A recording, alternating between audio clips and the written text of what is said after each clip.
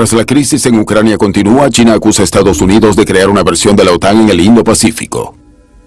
La OTAN fue una de las excusas de Rusia para iniciar la guerra. La meta real de la estrategia estadounidense del Indo-Pacífico es crear una versión Indo-Pacífica de la OTAN. Busca mantener una hegemonía estadounidense. Equiparar a la OTAN con el Quad no tiene ningún sentido. Un arco de autocracias comienza a alinearse de manera instintiva, desafiando y dando forma al orden mundial a su imagen y semejanza. Los submarinos nucleares del AUKUS plantean un serio riesgo de proliferación nuclear. Puedo asegurarle que ningún presidente de Estados Unidos va a enviar a un solo soldado estadounidense a pelear por la independencia de Taiwán. Guardacostas chino, aquí guardia costera de Indonesia. Si me preguntas si nuestra relación es normal, mi respuesta es no, no lo es. Y no podrá serlo mientras la situación en la frontera no lo sea. Es un nuevo desorden mundial. Cuidado. Hay un definitivo peligro de guerra.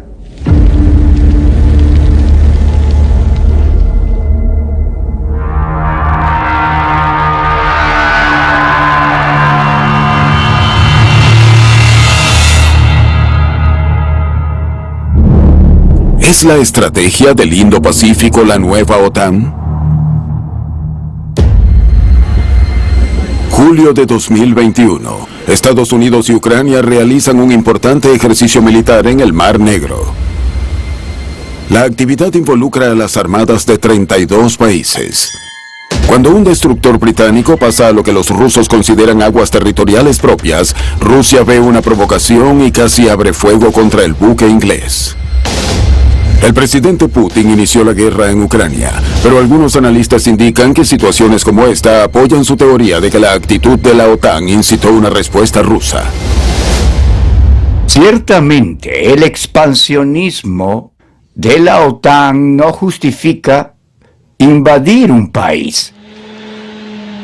Toda incursión en espacio soberano ajeno, a no ser que sea hecha en defensa propia con el respaldo del Consejo de Seguridad de la ONU, es por definición ilegal. En China, muchos ven desde otra óptica cómo se suscitaron los hechos.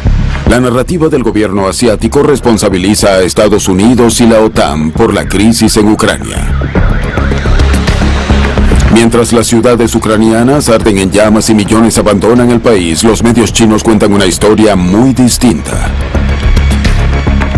El 26 de febrero, la embajada estadounidense en Ucrania eliminó de su página web los documentos en los que el Pentágono financia laboratorios biológicos en Ucrania. Esto demuestra que el Pentágono no desea someter dichos textos al escarnio público. Kirillov dice que existe una red de más de 30 laboratorios biológicos en Ucrania, cuya misión es encabezada por el Departamento de Defensa de Estados Unidos. Las Naciones Unidas declaran no estar al tanto de ningún programa de armas biológicas. Pero en China, la historia sigue siendo noticia.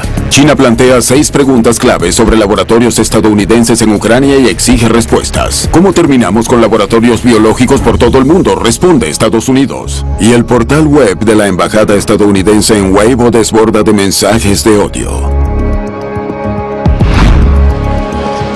La opinión pública china sobre Estados Unidos, que desde un principio no era buena, decae aún más. Mientras que en Estados Unidos también se evidencia un trascendental cambio de actitud en la gente hacia China mientras continúa la guerra en Ucrania.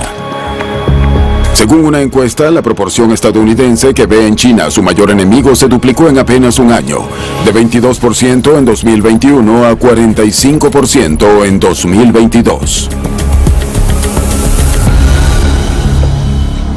7 de marzo de 2022. En su minuta anual, el ministro chino de Asuntos Exteriores, Wang Yi, aprovecha la ocasión para hacer una advertencia.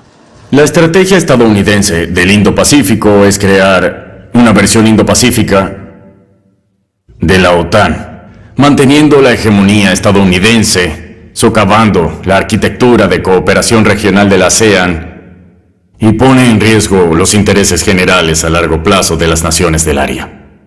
Estas perversas acciones que van en contra de las aspiraciones comunes de la región por la paz, el desarrollo, la cooperación y el éxito están condenadas al fracaso.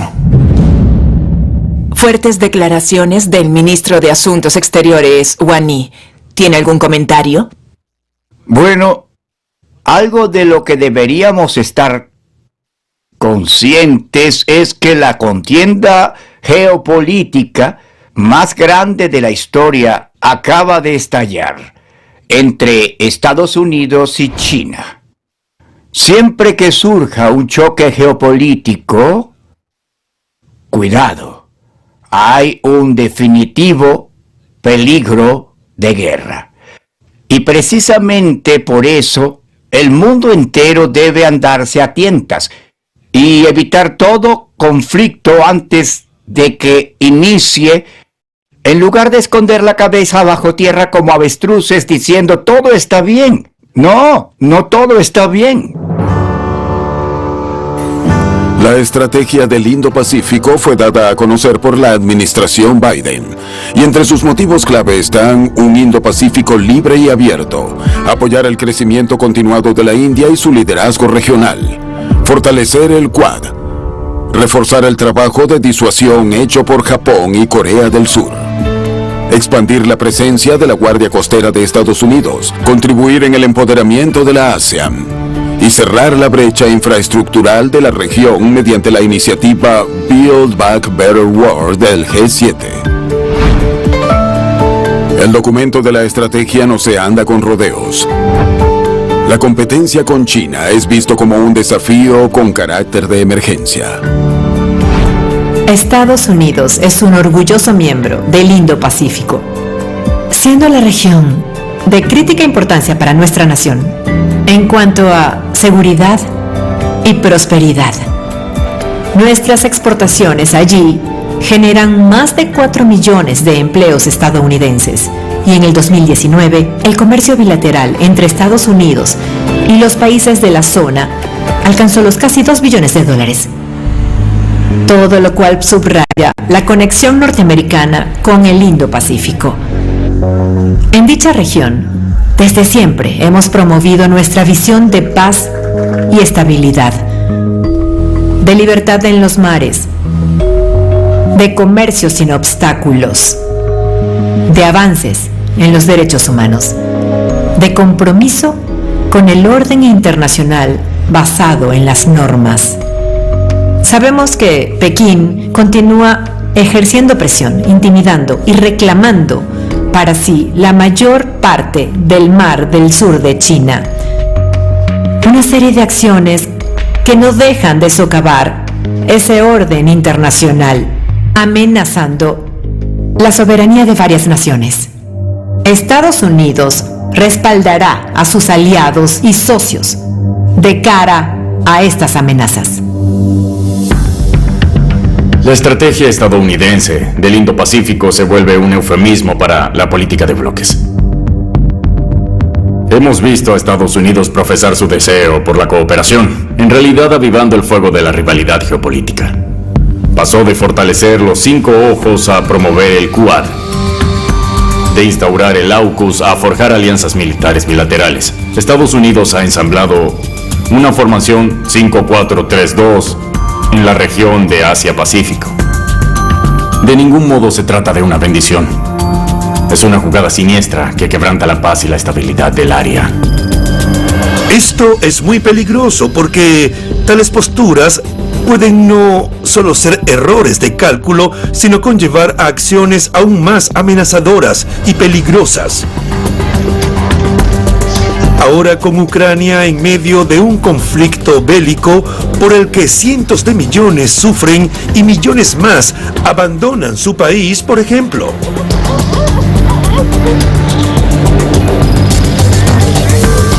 Necesitamos de verdad comprender el valor de la paz y la estabilidad. Nadie quiere ser arrastrado ni por una potencia ni por la otra hasta el desfiladero de la guerra. La región Indo-Pacífica es más heterogénea que la OTAN donde hay sistemas políticos idénticos, estándares económicos similares y una integración avanzada en la economía de uno u otro miembro. Mientras que en el sudeste asiático, en Japón, en Corea, hay una variedad de estilos de gobierno, diversas formas de democracia, distintos niveles de desarrollo, y es por eso que equiparar a la OTAN con el Quad realmente no tiene ningún sentido. Cuando ciertas partes se refieren a la OTAN, a menudo se enfocan en el artículo 5, que establece acciones conjuntas de defensa en el caso de que uno u otro estado esté bajo ataque. Estados Unidos sabe que estaría dando un paso en falso al pretender unificar a las naciones de la región bajo un tratado de defensa mutua, teniendo los países del sudeste asiático, en particular, diferentes intereses y posiciones de cara a China, por ejemplo. No soy de la opinión de que Estados Unidos busque implementar una OTAN en el Pacífico. Mientras la mayoría de los australianos condena las acciones de Rusia en Ucrania, el principal líder de Australia emite un inquietante comunicado sobre un posible nuevo orden mundial. El orden internacional basado en las normas, que se erigió sobre los principios y valores que guían nuestro país, que por décadas ha promovido la paz y la estabilidad, permitiendo a naciones soberanas ir tras sus intereses sin restricción alguna, se encuentra bajo amenaza. Un arco de autocracias comienza a alinearse, desafiando y dando forma al orden mundial a su imagen y semejanza. Un día luego del discurso, el gobierno de Australia anuncia sus planes de construir una base para submarinos propulsados por reactores nucleares en la costa oriental del país. El costo, $10,000 millones australianos. La base permitirá que puedan atacar submarinos nucleares como este. El repentino anuncio de planes para una base es un vertiginoso paso al frente tras 18 lentos meses de análisis. El acuerdo AUKUS fue firmado por Estados Unidos, el Reino Unido y Australia en septiembre de 2021. Amparados por los gobiernos estadounidense y británico asistirán al de Australia en la adquisición de submarinos nucleares. El jefe de inteligencia australiano advierte que China busca establecerse como preeminencia global y dice que su preocupante convergencia estratégica con Rusia resultará en nuevas amenazas para democracias liberales como Australia. Los submarinos nucleares del AUKUS plantean un serio riesgo de proliferación nuclear. Son un golpe al sistema de no proliferación nuclear. Socavan la paz y la estabilidad. ¿Cómo se deterioraron tanto los nexos entre China y Australia? Del 2009 al 2019, el comercio entre ambas naciones se triplicó, convirtiéndose China en el socio comercial más grande de Australia. China, además, se convirtió en la mayor fuente de estudiantes internacionales en Australia y el mandarín en la segunda lengua más hablada del país. En 2014, ambas naciones describieron su relación como una sociedad comprensiva y estratégica y firmaron un acuerdo de libre comercio. A finales de 2014, el primer ministro de Australia, Tony Abbott, le confesó a la canciller alemana Angela Merkel que la política australiana hacia China era impulsada por el miedo y la codicia. En 2017, un 54% de australianos encuestados confiaba en que China actuaría de modo responsable en el mundo. Entre el 2009 y el 2019, el comercio entre Australia y China se triplicó, un fenómeno impulsado por el impresionante aumento de la demanda de productos, en particular de la mercancía que ayudaría al crecimiento de China. El comercio bilateral entre ambas naciones fue sumamente alto. El 40% de las exportaciones australianas terminaron al norte en Pekín, uno de los niveles más altos de comercio entre países avanzados o entre dos países cualesquiera del mundo. Pero en 2017 comenzaron los problemas.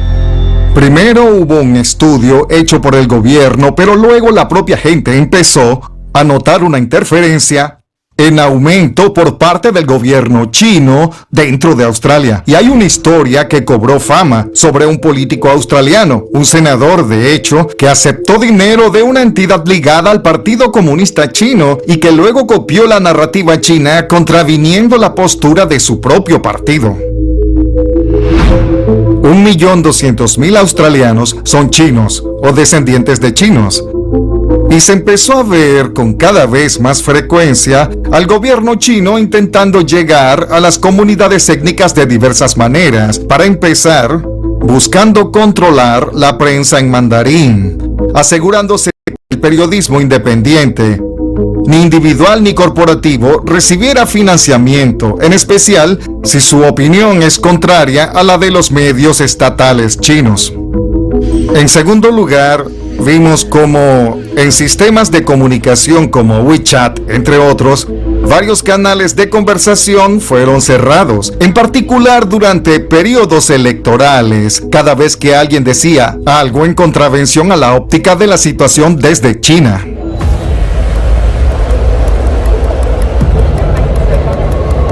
En algún punto hace varios años, Australia estuvo negociando un acuerdo de extraterritorialidad con los chinos para definir si un acusado o condenado por algún crimen podía ser repatriado a su país de origen. Esto originó un acalorado debate en Australia, en particular porque China cada vez lucía más autoritaria.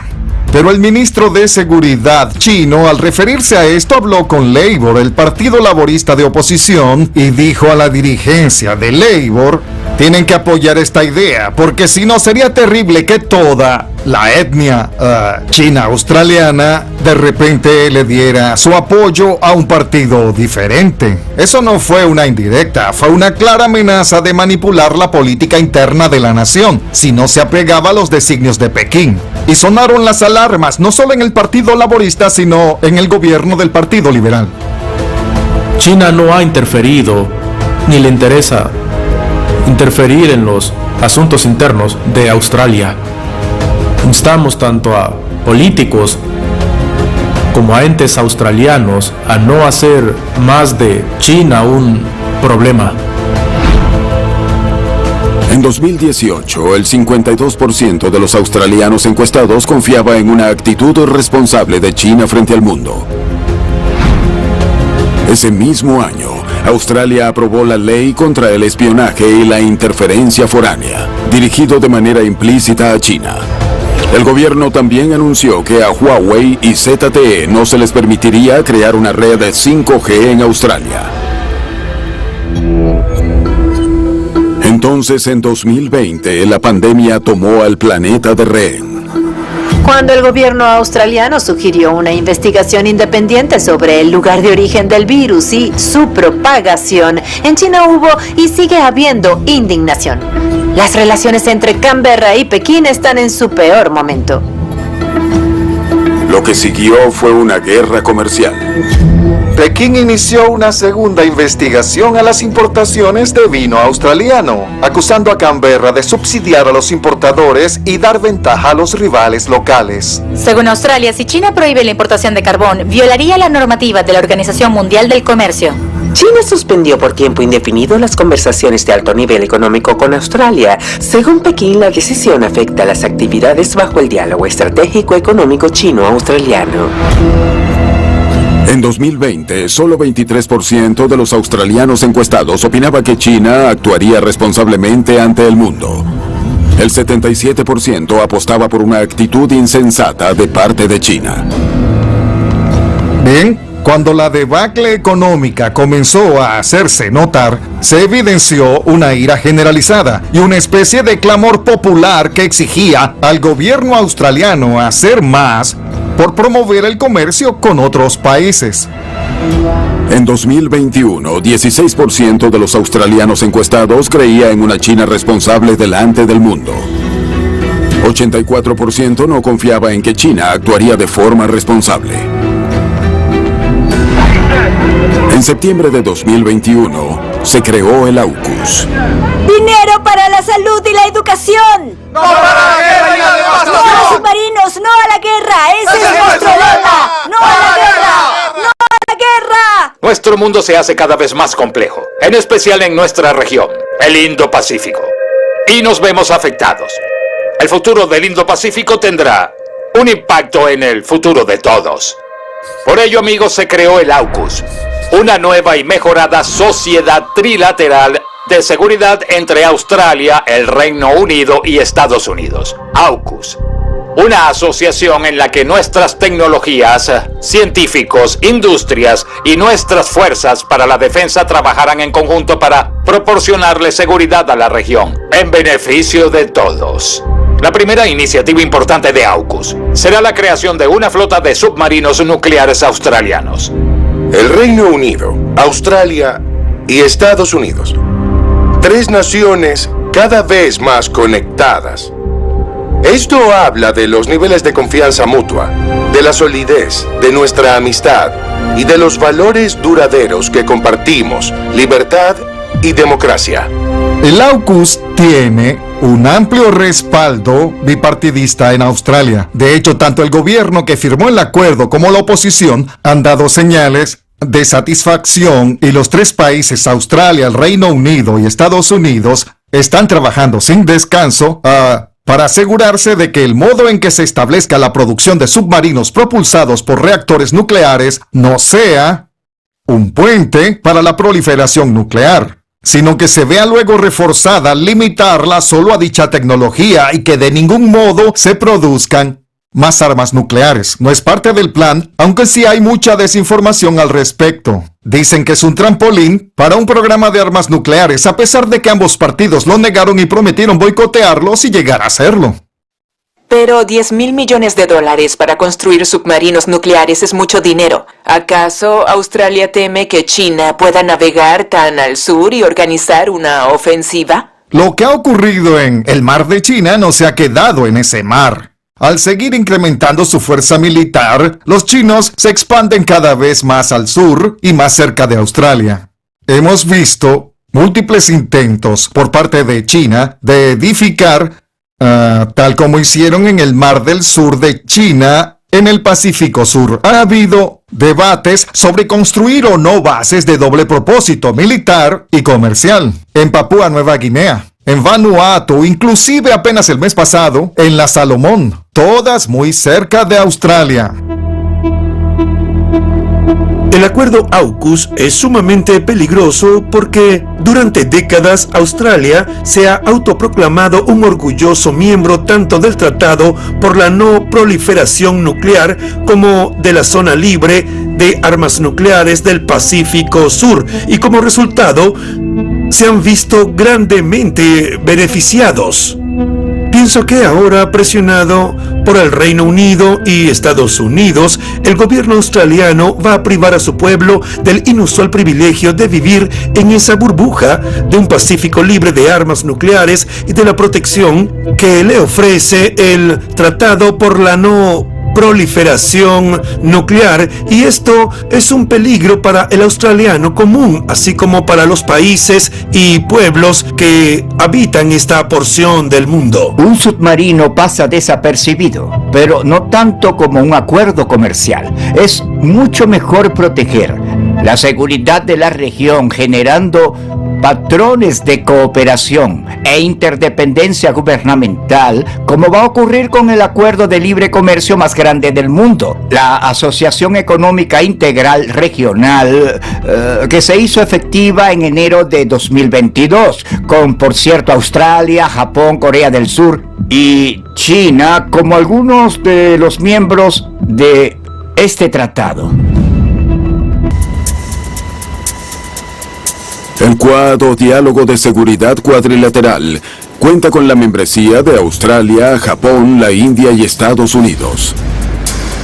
En paralelo al diálogo se realizan ejercicios militares conjuntos como el Malabar, un ejercicio naval realizado frente a las costas de Guam. El primer ejercicio Malabar se hizo en 1992 entre las armadas india y estadounidense. Japón se volvió un aliado permanente del ejercicio en 2015. La edición 2021 del ejercicio Malabar contó con la segunda participación de la Armada Australiana. Seguido del cierre del ejercicio en 2021, La India desenrolló la alfombra roja para funcionarios de la defensa de Estados Unidos en Nueva Delhi. La alianza Quad entre Estados Unidos, Japón, la India y Australia no es más que una herramienta para contener a China y perpetuar la hegemonía estadounidense. Es una provocación artificial a la confrontación y debilita la solidaridad internacional. Las naciones del Quad tienen otro punto de vista. Logramos reconfirmar el sólido compromiso existente hacia un Indo-Pacífico libre y abierto, una visión compartida por las autoridades diplomáticas de los 4 países. A su vez, acordamos reforzar la cooperación práctica, lo que a mi parecer es un logro significativo. Aparte de ejercicios militares y discusiones sobre seguridad, el Quad incluye cooperación en sociedades de vacunación, acción frente al cambio climático, contraterrorismo y desarrollo infraestructural. El Quad, hace apenas 3 o 4 años, se enfocaba en la seguridad marítima. Hoy se encarga del suministro de bienes públicos como la producción de vacunas en la India y su distribución a países en vías de desarrollo, la provisión de infraestructura y su conectividad a los estados del sudeste asiático y Asia del Sur. También se observa una inversión en la diversificación de las cadenas de suministro.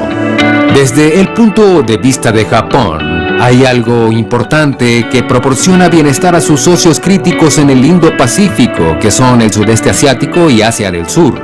Si el Quad no se distancia de ser solo un dispositivo de seguridad, no tendrá la aceptación de los países del sudeste asiático, como Vietnam, Indonesia, Malasia o Singapur.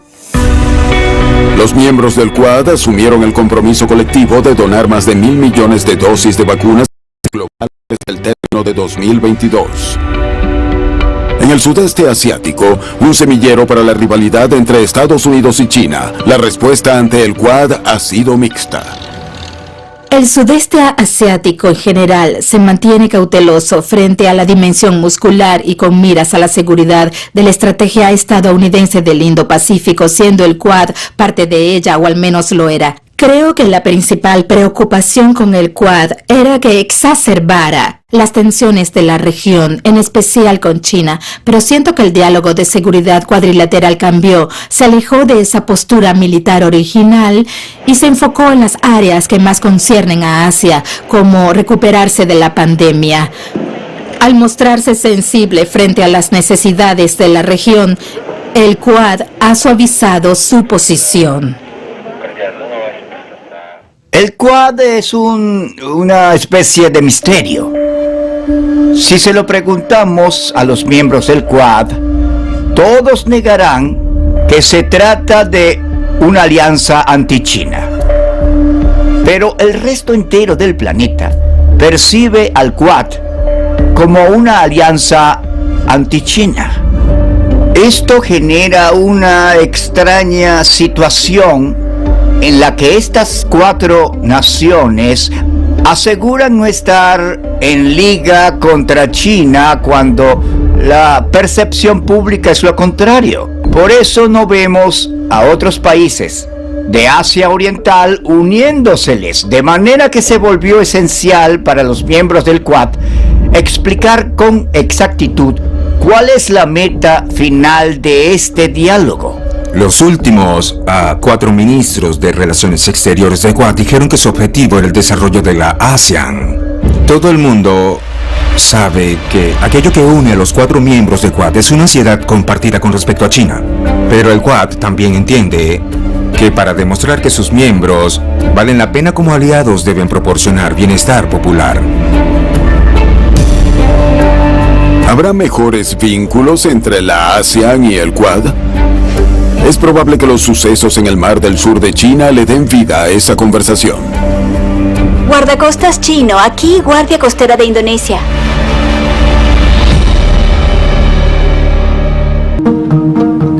Batam, Indonesia.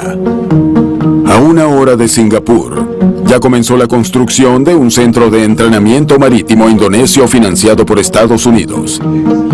La Agencia de Seguridad Marítima de Indonesia, Bakamla, será propietaria y operaria del centro.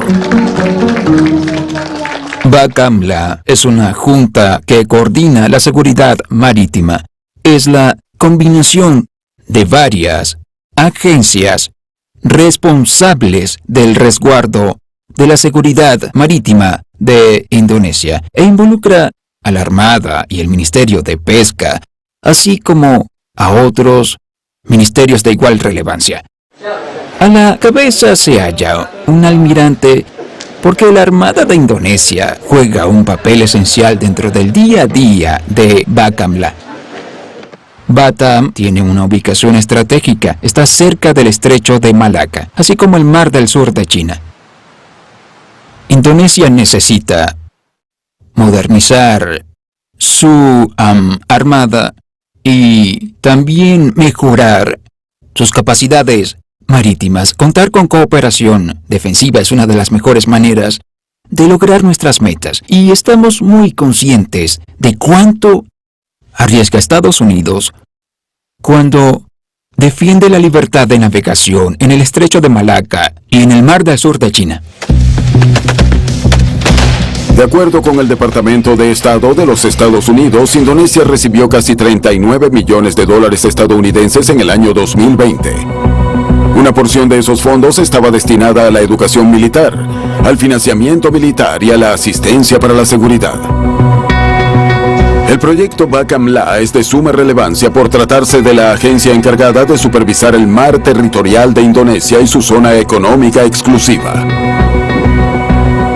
BACAMLA ha intensificado el patrullaje marítimo en años recientes, luego de que botes pesqueros chinos escoltados por su propia guardia costera fueron hallados en una zona que Indonesia considera su territorio. Pekín, por supuesto, tiene otra visión sobre a quién pertenecen estas aguas. Guardacostas chino, aquí guardia costera de Indonesia.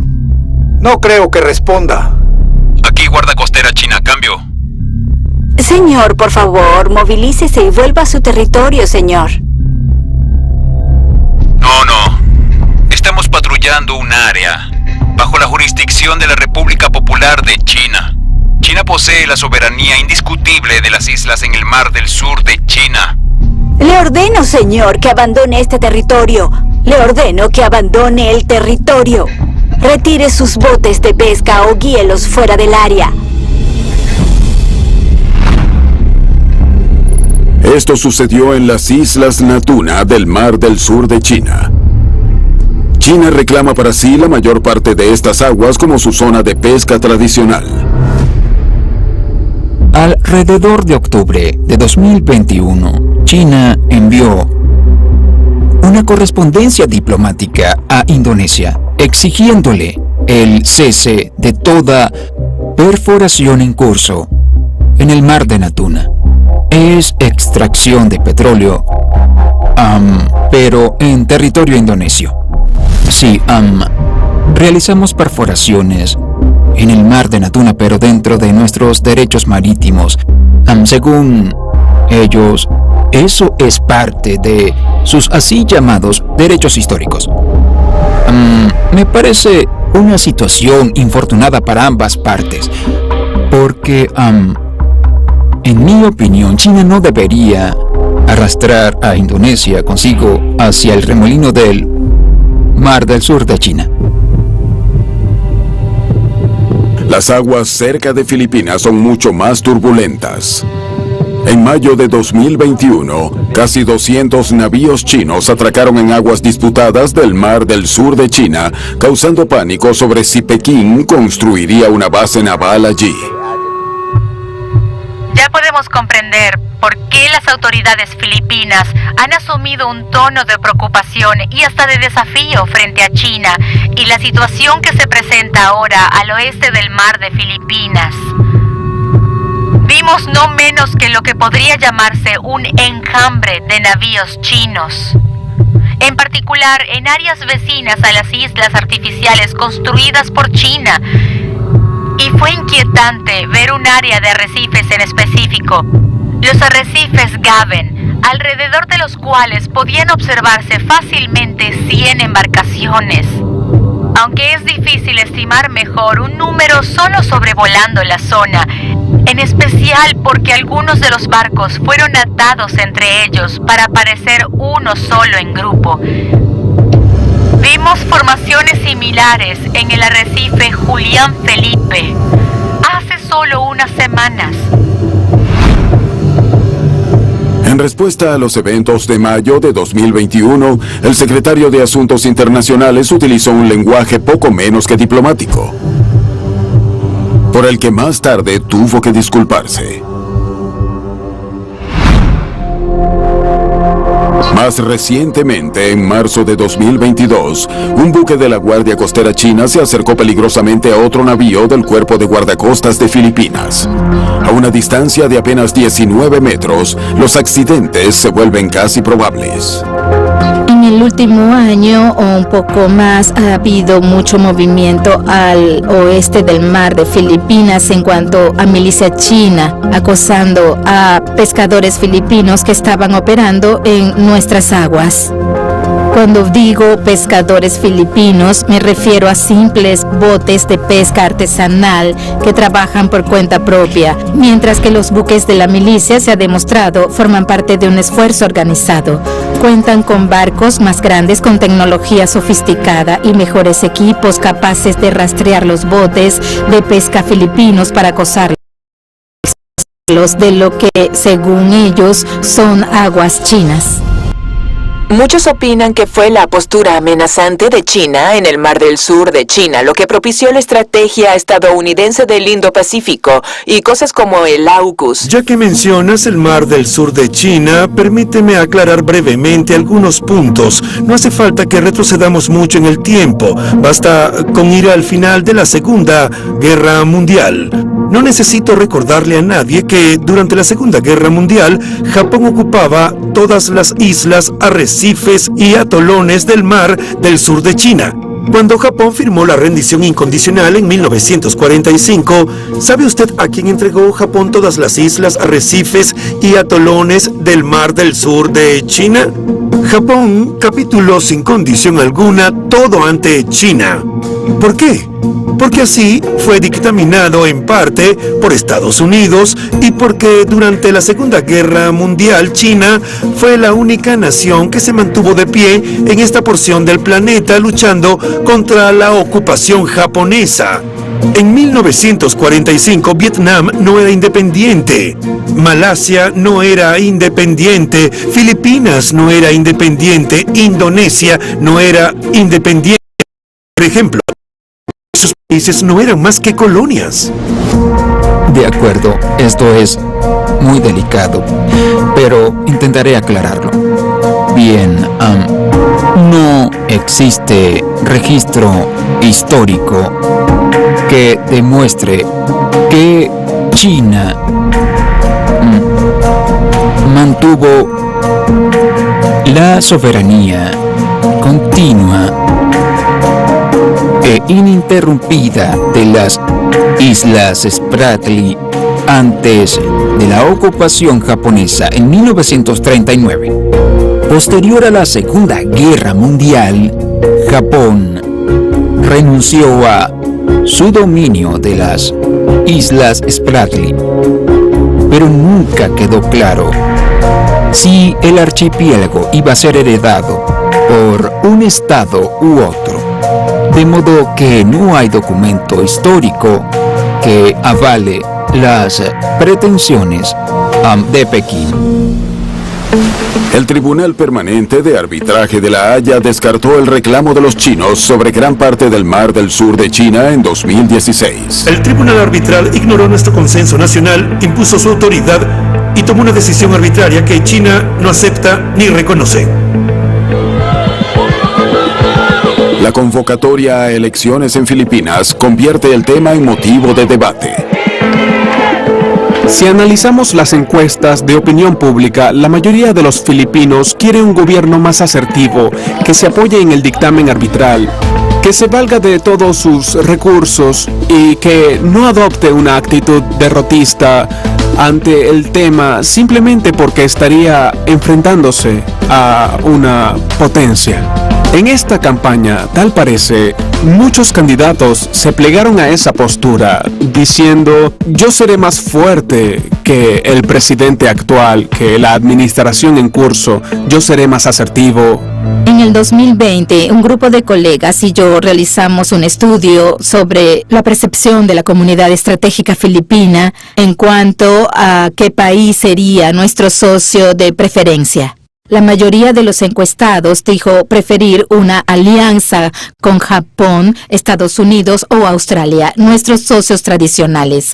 China se ubica muy al fondo de la lista de aliados favoritos. Ejercicios de Balikatan, abril de 2022, Bahía de Subic, Filipinas.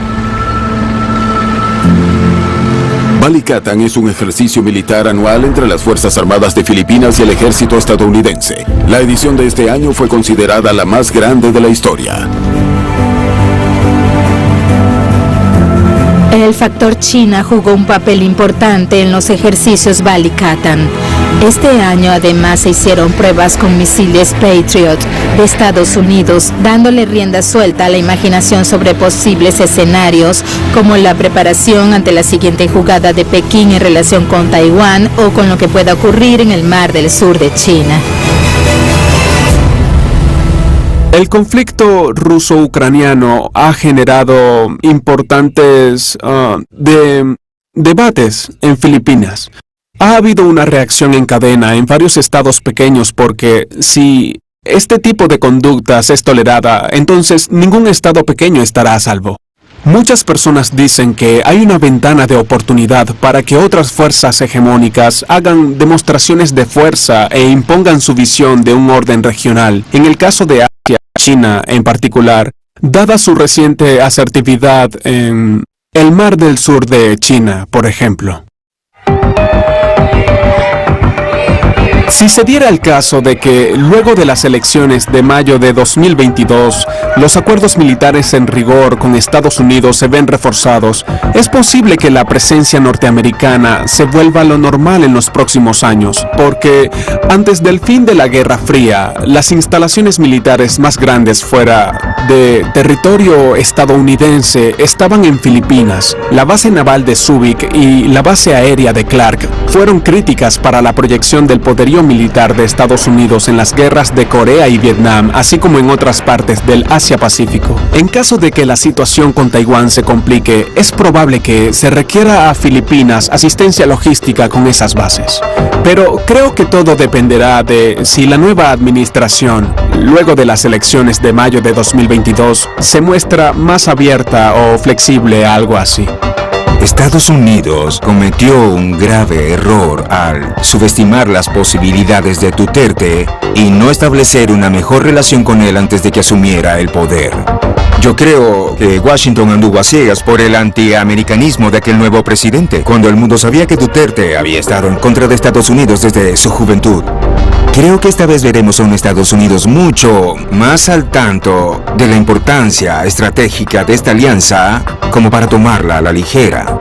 El tío Sam debe estrecharle la mano a quien gane. Al final su voto no cuenta. No importa si al gobierno norteamericano le gusta cierto candidato, si hubiesen preferido a ese otro. El trabajo del gobierno estadounidense es seguir siendo un aliado del pueblo filipino, sea quien sea su presidente. Estados Unidos y Filipinas ahora comienzan a mantener el tipo de relación que los norteamericanos han tenido con Japón, Corea del Sur, Australia y la OTAN durante 3 décadas. Y parte de esa relación establece responsabilidades para los filipinos, inclusive si se presentara una contingencia con Taiwán que pusiera en riesgo las vidas de oficiales estadounidenses. Solo la seguridad universal conduce a la verdadera seguridad. China está lista para trabajar con los países de la ASEAN para juntos construir un escudo de salud en la región. Bajo esta iniciativa, China donará a los miembros de la ASEAN 150 millones de dosis adicionales de vacuna para el COVID-19 sin costo alguno. Es importante que continúe la cooperación en áreas como la defensa, el contraterrorismo, la seguridad, el rescate y los ejercicios marítimos conjuntos para hacerle frente al crimen. Todos estos esfuerzos salvaguardan la estabilidad del Mar del Sur de China y lo convierten en zona de paz. Siento que los países del sudeste asiático deben dejar de pensar o de verse en la necesidad de elegir entre Estados Unidos y China. Más bien, deben ver las opciones ante ellos como una que se apega al orden internacional con base en las leyes y otra que implica un mundo donde el fuerte tiene la razón, y para mí la elección es clara en esa situación y es el orden. No quisiera ver al mundo o a nuestra región descender a una situación de control por la fuerza, ya habiendo visto el resultado de escenarios como ese con la invasión rusa de Ucrania. Hay un nuevo gigante, pero no tenemos que arrodillarnos. Tenemos que hablarle con claridad y firmeza, pero sin provocaciones. Y eso puede hacerse. Yo fui diplomático por 33 años. Dicen que la definición de un diplomático es alguien que puede mandarte al infierno de tal manera que sientas que vas a disfrutar de todo el viaje. Ese es el arte que debemos desarrollar. Aprender a decirle a China que se vaya al infierno en el asunto del Mar del Sur, pero hacerlo de tal forma que los chinos disfruten el viaje. De eso se trata toda la diplomacia.